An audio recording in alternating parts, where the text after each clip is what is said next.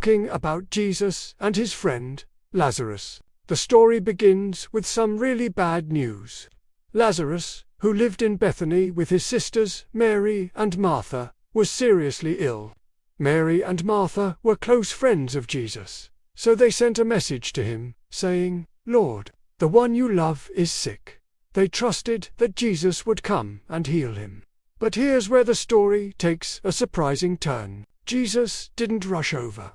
Instead, he stayed where he was for 2 more days.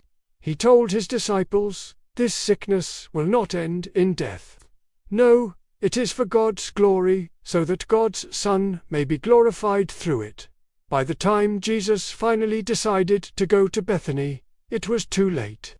Lazarus had already been in the tomb for 4 days. When Jesus arrived, Martha ran out to meet him, her heart heavy with grief. She said, "Lord, if you had been here, my brother would not have died." It's a statement filled with so much pain, and maybe even a little bit of why. Jesus responded with one of the most incredible promises in history. "Your brother will rise again." Martha thought he meant at the resurrection, at the end of time, but Jesus had something much more immediate in mind.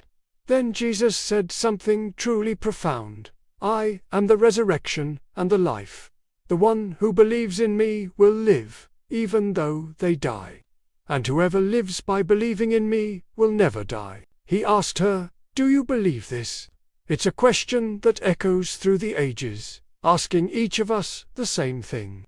When Jesus saw Mary and the others weeping, the Bible tells us something very human and very moving. Jesus wept.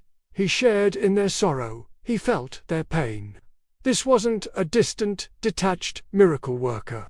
This was a friend who loved them deeply. Then, he asked them to take him to the tomb. People warned him, "But Lord, by this time there is a bad odor, for he has been there for days." But Jesus was resolute. He had them roll away the stone from the entrance of the tomb. Then, he looked up to heaven and prayed, and with a loud voice, he commanded, "Lazarus, come out."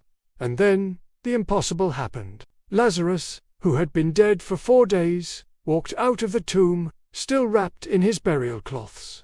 Jesus simply said, "Take off the grave clothes and let him go." Can you even imagine the shock, the joy, the absolute awe of that moment?